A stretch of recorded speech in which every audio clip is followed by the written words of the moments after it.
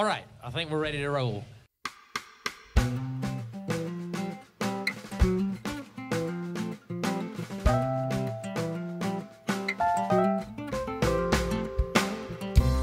You're listening to Words Like That with Cole Powell, a storytelling podcast.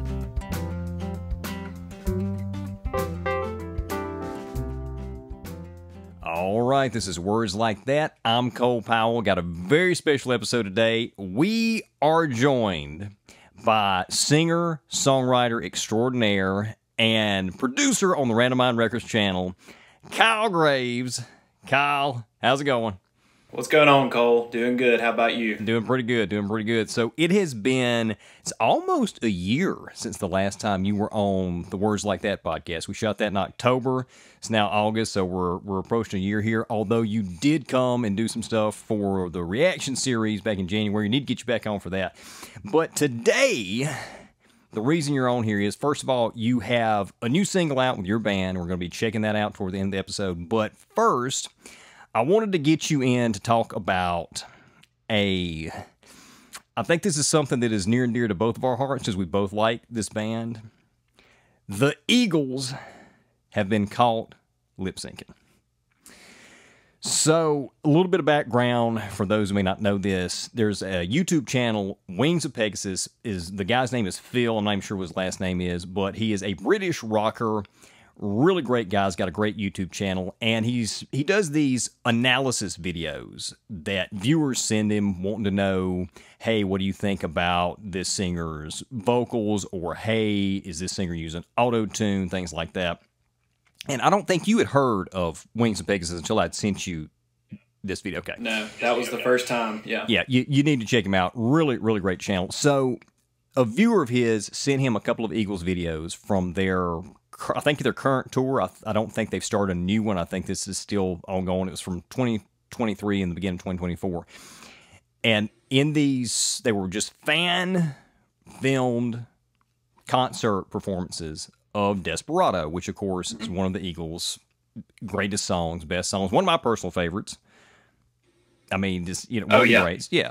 So there were a couple of different fans who had taken recordings of Desperado from a couple of different performances, and this viewer had watched these videos, and it sounded like the exact same vocal track in both videos. So he sent it to Phil. Phil did some amazing analyses on this, and sure enough, they were the same vocal track. Yeah.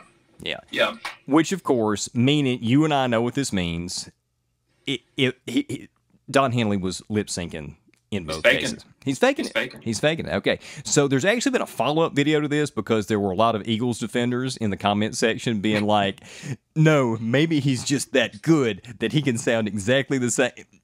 You and I both know from our background in music and in engineering, that's not possible.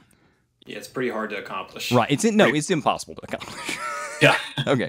So Phil ended up going and pulling a couple of more performances that were just shot from the audience from the same tour, taken at two other different locations, and sure enough, it was the same vocal track in all four. And I'm not going to play any of that video because Don Henley actually said that there are, he may have been being hyperbolic here to make a point, but there's like supposedly a separate wing of, I don't know if it worked for him or worked for the record label, that actually just scoured the internet looking for Eagles related content to put copyright strikes on.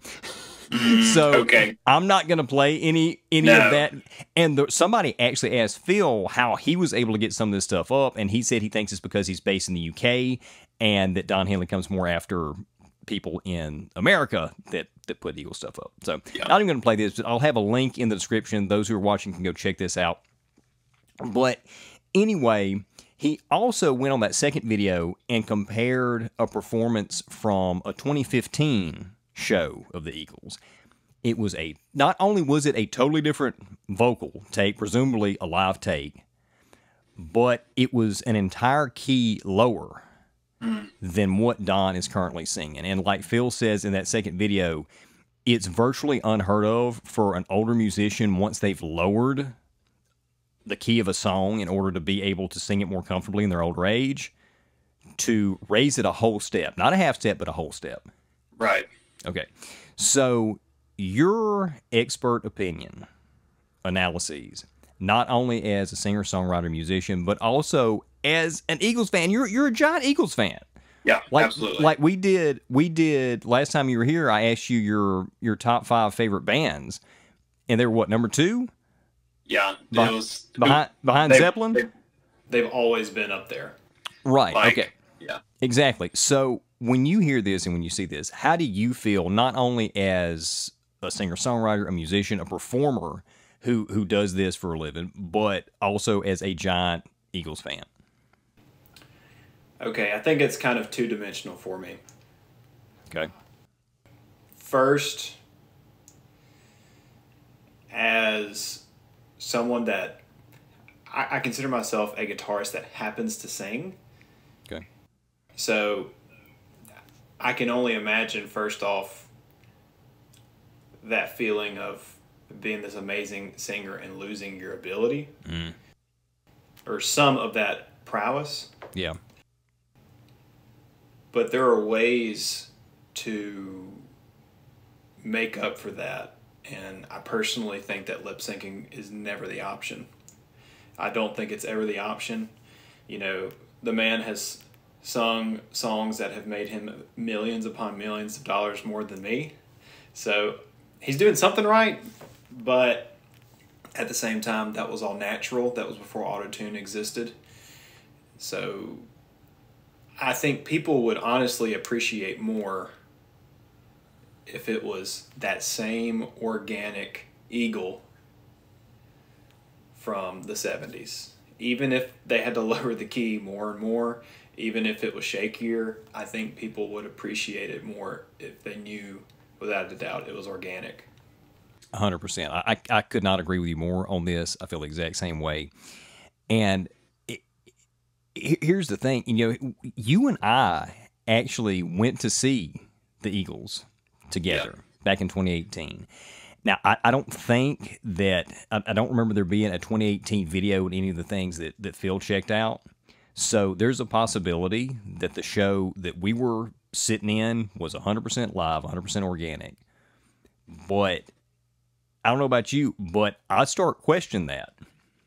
Yeah, no, whenever you showed me that video, I actually thought the same thing. I was like, okay, well, how far back does it go? You know, because you might already be wanting to say this, and I might be stealing your thunder, but I remember him saying something very bold to the crowd. And you probably can nail it more verbatim than I can, but it was something along the lines of, you know, hey, we're the Eagles. We can put on a 3.5-hour show because we can. Something along those lines. Am I right? Yep, absolutely. Yeah, it was, and it was at that time. It was like, wow, these guys are it. That was a mic drop moment, you know. And then they went on to put on an amazing show, you know. Or did they? Right. You know, I wouldn't say that I heard a bunch of I didn't hear perfection in that show. So part of me wants to believe that it was organic, because I remember there were a few times that at least there were some bumps in the road here and there, but I never thought once that Don Henley was sounding rough. Right, 100%. Yeah. And you know what the line that he said was that they came out and they start out with Seven Bridges Road, if I remember correctly, right? Yeah. And then I think maybe they rolled into another one, and then somewhere early in the set, maybe after the second or third song, that's when Don Henley says this line. It was something to the effect of, "We're about to play 2.5 hours of music for you tonight, 'cause we can." Yep. And even though, you know, it could have come off a little jerky, particularly with Don Henley's reputation, but in that moment, in that stadium full of Eagles fans like us, everybody was just like, "Oh yeah, that's right, what?" Yeah. And the crowd went wild. I was like ready to, you know, paint my chest with Don Henley on it and rip my shirt off. You know what I mean? I was in the nosebleeds, like, so he would have never seen it, and I would have fallen to my death before I got down there. But you know, I was prepared. Right? Oh yeah, 100%. I was ready to run through a brick wall. 100%, absolutely. We love you, Don. I mean, that's how it felt in that moment. Well, now it's like, but can you? Yeah. Man, So I would literally rather Don Henley lower the key as much as he needed. absolutely, absolutely. There's no shame in that. There is no shame in Absolutely that not. whatsoever. And at this point, the most charitable read of this is, okay, maybe for that one song, he just can't sing it anymore. And it's just so important to him that he feels like he doesn't need to let the fans down. So just for this one song, they're going to use a track and he's going to lip sync. That's the most charitable read of this. Okay, I still don't. I still don't like it. I still wouldn't handle it like that. But then you start asking, you start questioning: is it just this song though, or is it every song that Don sings lead on, or is it every song in the entire set, or all the Eagles lip syncing? Is it not just lip syncing, but are the entire tracks synced? Are they even playing their real instruments? It just snowballs from there. Right. So when something like this is revealed, whenever something like this is found out, everything is questionable now. Yeah, it's absolutely. like they've lost all credibility, and I kind of feel like that I've been betrayed a little bit as a fan. Yeah. And I wonder if I kind of got cheated out of my money, because you and we did not go there. We didn't pay for those tickets to hear Don Henley lip sync to. And another thing that Phil brought out in his video, not only was it a track, but it was a pitch corrected track, meaning that all the notes had been run through a processor and were perfect. I did not come to a concert to see that. That's not a show. No. That's a rehearsal. That's a, you show up to the Superdome not to be in a can. Right, 100%, 100%, absolutely. And it might have been Smooth the King Center, but It was Smooth the King. Yeah, it was Smooth the King. Yeah, well, it's somewhere in New Orleans. It's all the same, right? Look, you better not say that. I know. For us country boys from JS, like, everything in every city is the same. It's the same thing. Same thing. You're right. You're right. Anyway. No, I agree. Even all of that being said, though, as upsetting as it is, I still regard him, like, he has, like, the highest regards in my book. It's kind of one of those situations where, we all have things that we're probably not going to look back and be proud of. Right. Obviously, I wish he would have done something differently, but I'm not going to be boycotting the Eagles anytime soon. Right. Well, I probably won't go to another one of their shows. Right. Now, I can agree with that. But I'm still going to continue to listen to the original tracks because they're real, because they're organic. Yeah, I understand. I agree with you. I agree with you there. And how do you think, there hasn't really been a whole lot of backlash, I felt like, although here's something interesting. Whenever I was pulling all the information for this episode, the original 2 videos that Phil analyzed are gone. And I don't know if YouTube has changed their policy of what they do, what they show on the screen whenever a video's been pulled down. But used to, if the person had put it to private, it would actually say this video has been set to private. Or if there had been a copyright strike, it would say, well, we've received a copyright strike or whatever. This just said this video is no longer available. I wonder if he archived it. Just you never know. He might have gotten so much hate from Eagles fans. But these were 2 different users. These were 2 different users that had posted these videos. Ooh. See what I'm saying? Yeah. So you think the Eagles are trying to? I don't know. They have that reputation. Have you followed the Rick Beato versus Don Henley feud? No. Oh, you need to go. You need to go after this is over. You need to go check out some videos with Rick Beato talking about Don Henley. But anyway, so there hasn't really been a whole lot of backlash. Like, I've seen a few other YouTubers cover this and just be like, kind of like what we're doing right now. But I wish somehow this could get back to Don and the Eagles and be like, you know what? Maybe we shouldn't do this moving forward. Yeah, man, it's like anything with marketing. You do something that you think it's going to be good. You put your heart and soul into it, even if you have to cut some corners here and there. Yep. But then you get some feedback and realize, hey, X worked but Y didn't. Right. And You just adapt from there. And I agree. I hope it gets back to the rest of the group. I hope that they see like, hey, our fans would rather hear an organic version of us, even if it's not as perfect. Man, that was the beauty of, that's what made music so unique until auto-tune existed. There's still a huge amount of artists that are super talented, super unique. That's not what I'm saying, but what I'm specifically saying is there was a human element that auto-tune cannot replicate. You know, pitch correction cannot replicate. There is just that you can hear the raw soul from someone whenever they're singing without the auto-tune. There's a really interesting video, I can't remember, it was one of the guitar techs for Zeppelin, I think, and he was going up in a recording process, and Jimmy Page, his guitar was like slightly out of tune, something that, you know, most people couldn't pick up other than the guys in the band and probably the guitar tech. And he says, "Hey, Jimmy, let me see your guitar." I can't remember exactly how the story goes, but somewhere along the way, he attempted to retune his guitar, and they dug into him. And they said, "No, do not touch the guitar." Because that's what kind of gave that little bit of imperfection is what made their music sound perfect, perfectly human.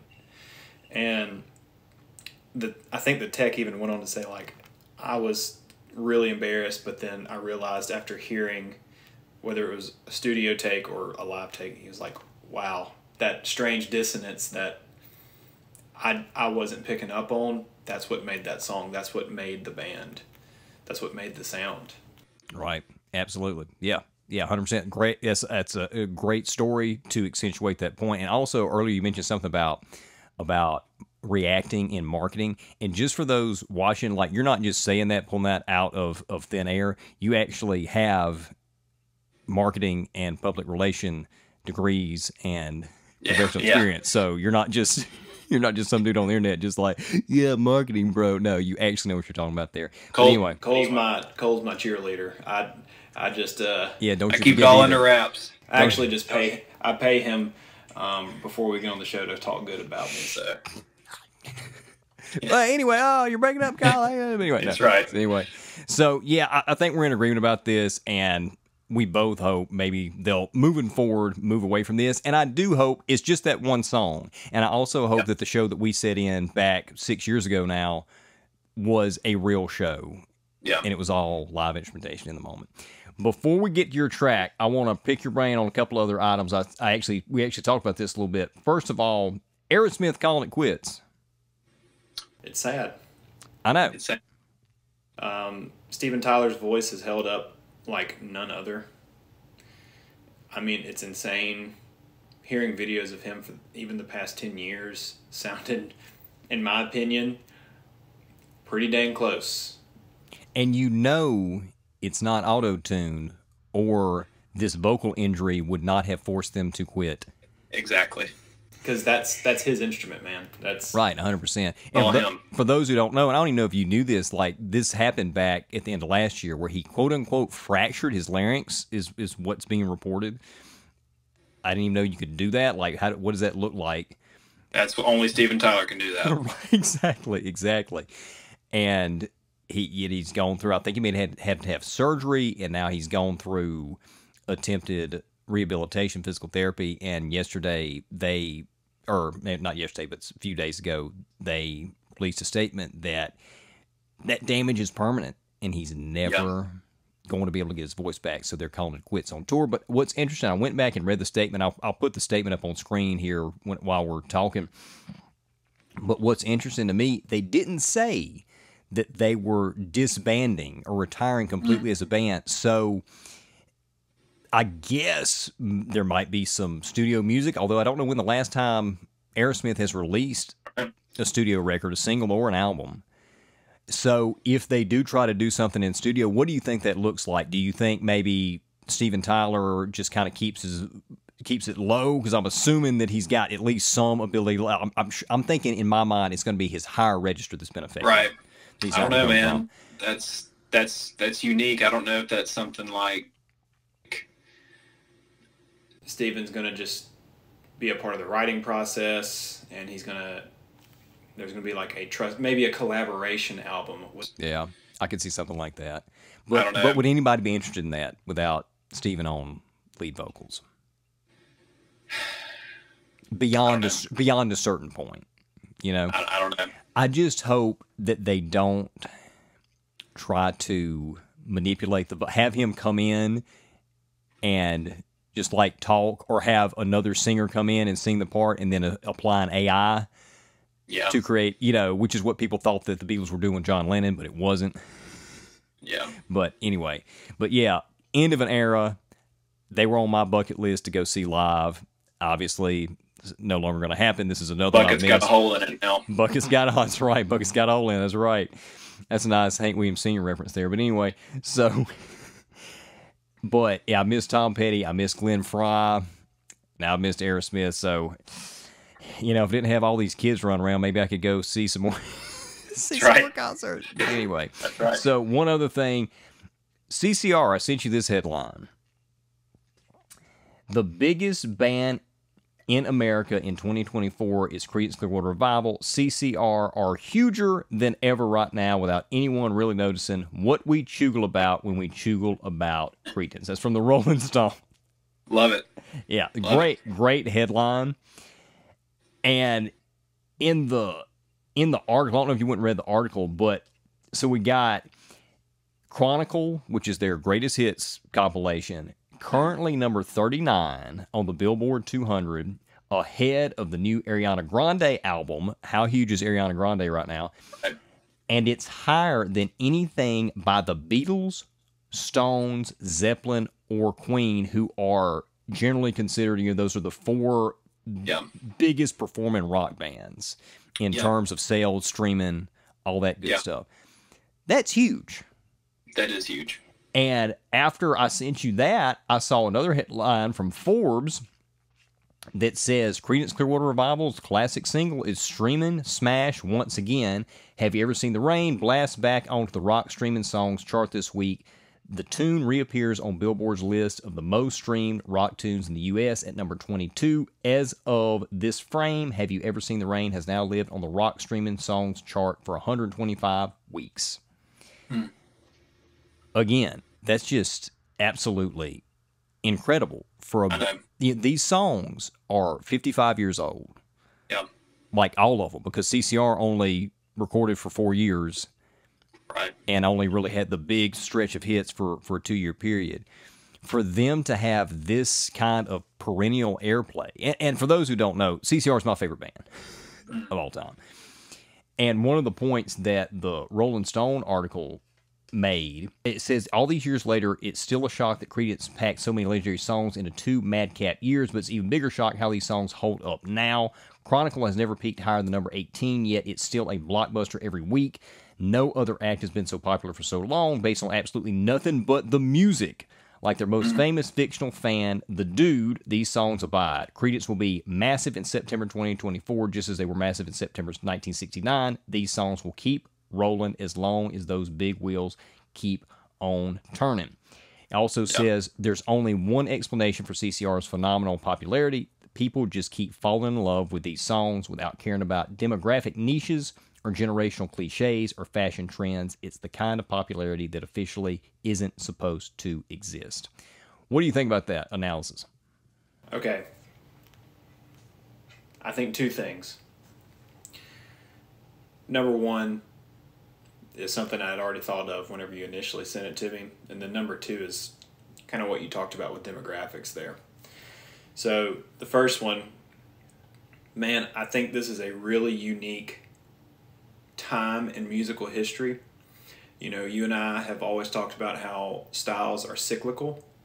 They might be retconned into a different version, but it's still from the roots of something. So, with that being said, I think that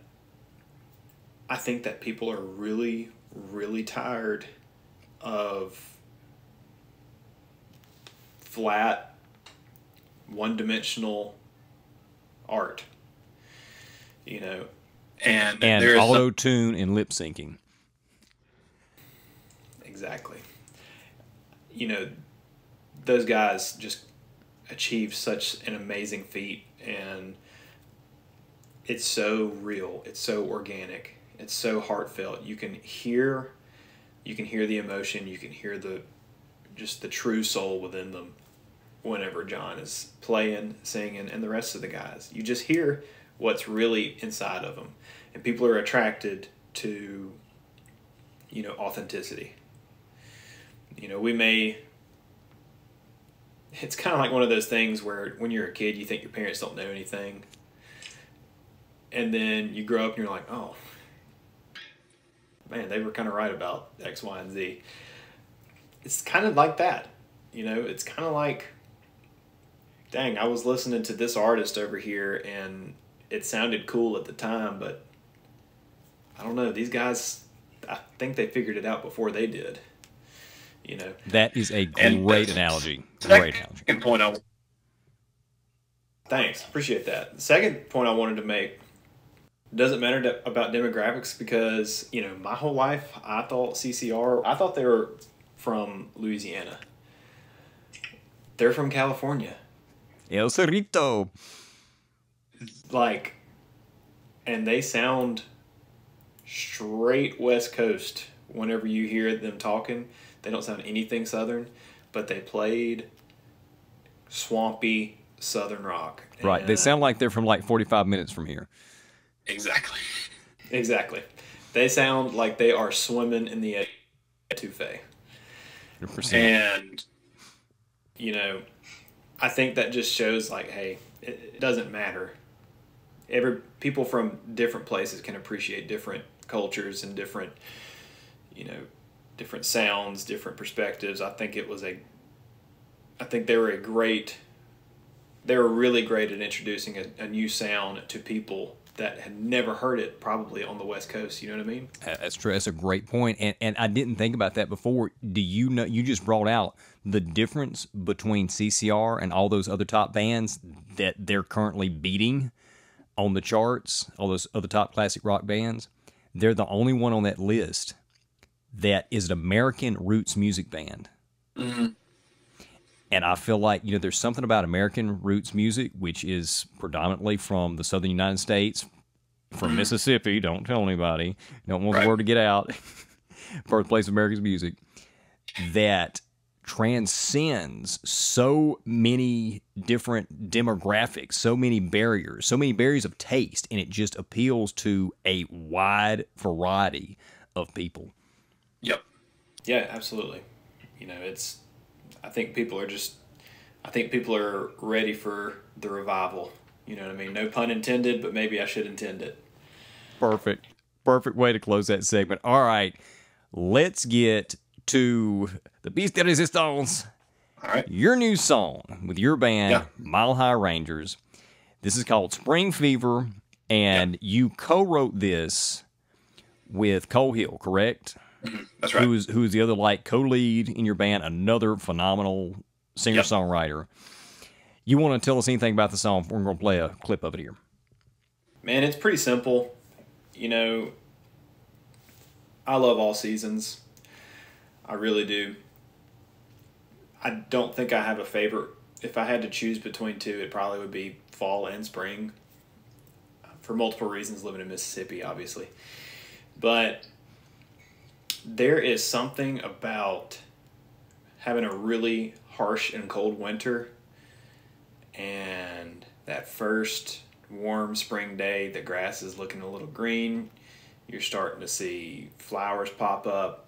You're starting to hear birds sing a little louder. There's this euphoric feeling that you get, and it's like a rebirth. You know, that's what spring is. There's more of like an awakening, I guess.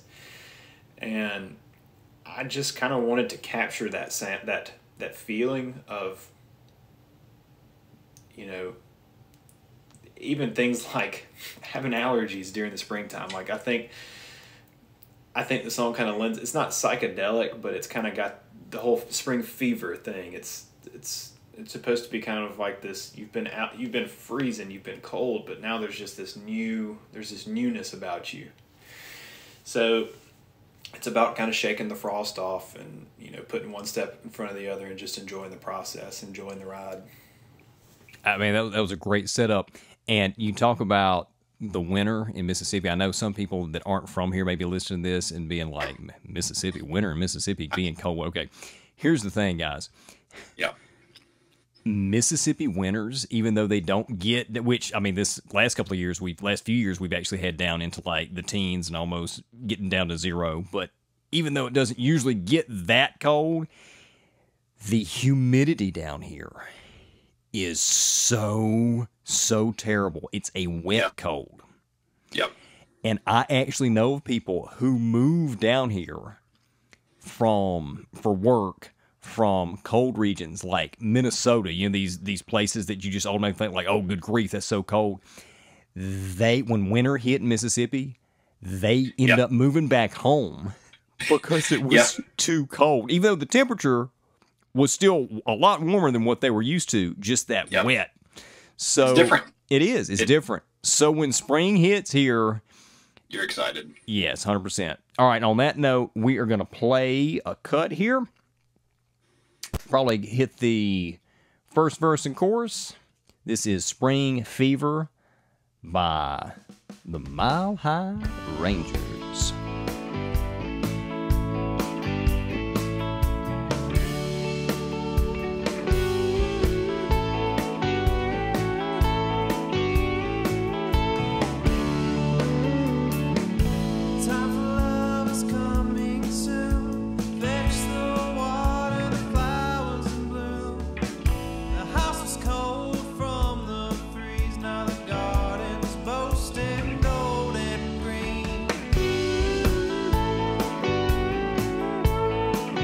Great vocal take, by the way.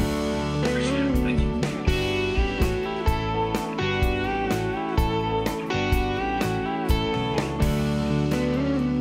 Pull your hair down, it's coming around. The sunshine's kissing my skin in the ground. It's in the air, it's everywhere. The neighbors, they can't help but You're painting a great picture.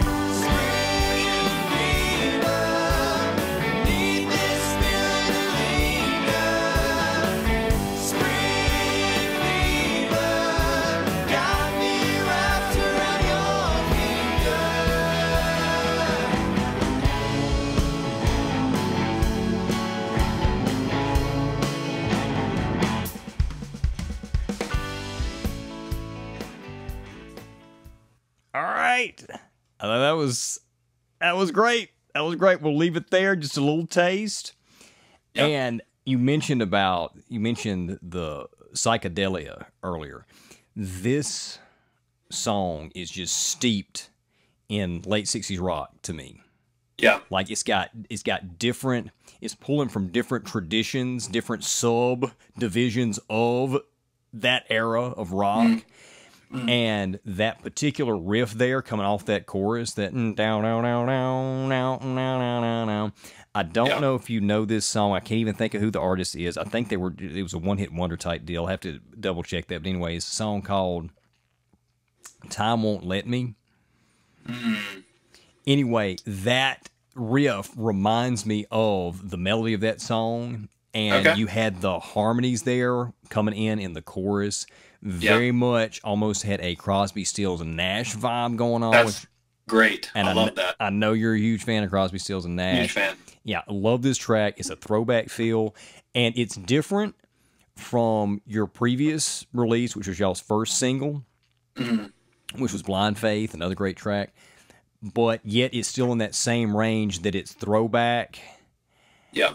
And you can also hear those Southern influences, even though I wouldn't necessarily classify this one as much of a Southern country folk rock as the previous one, but you can still hear those same influences within Yeah. Blind Faith. And speaking of Blind Faith, I don't know if you've officially announced this publicly. I know the information has been announced publicly, but you want to let people know the big news about that song, the previous song, Blind Faith?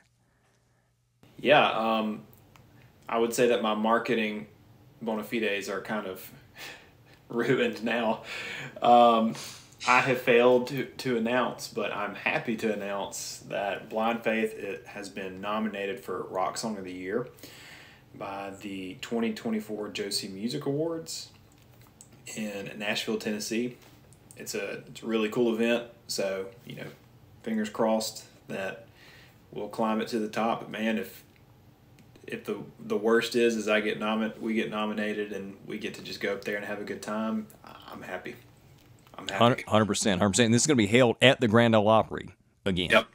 Which is great. And you've actually, how many nominations have you gotten from the Josie Music Awards? This is number 5-ish for you? Because I think it's 4. 4? Okay. Because so you actually have won one before. Yeah.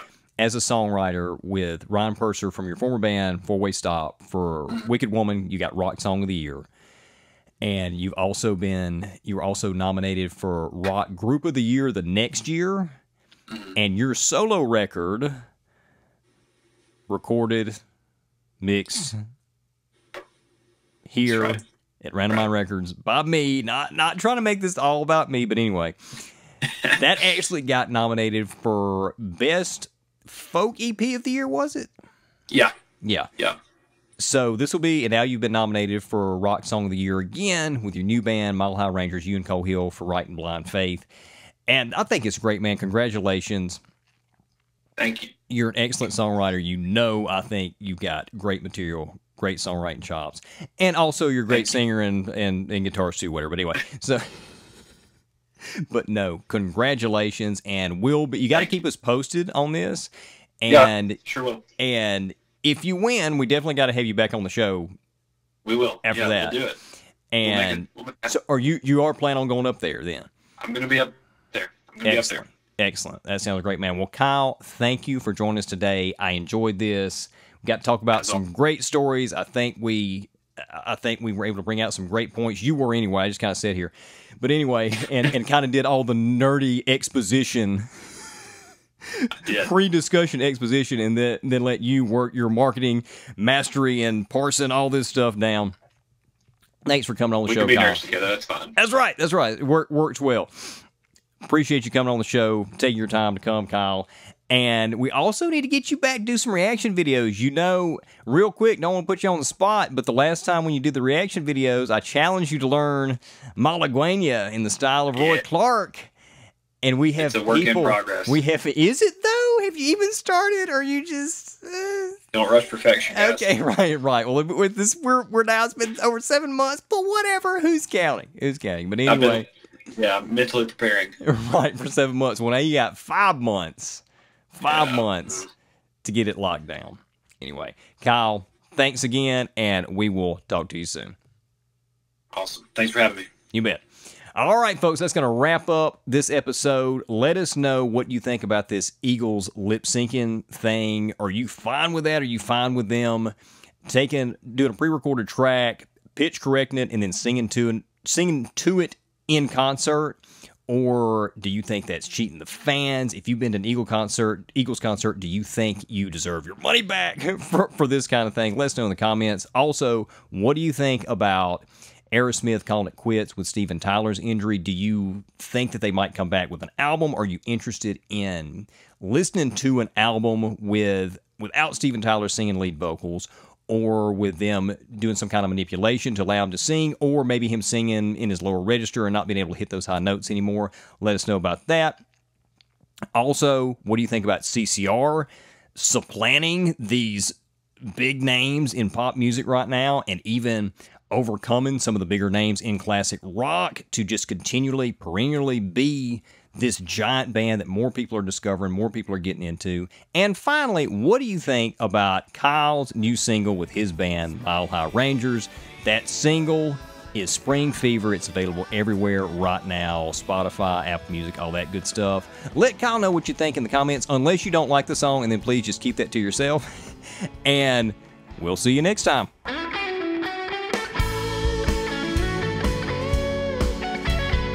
Theme, Words Like That by Cole Powell.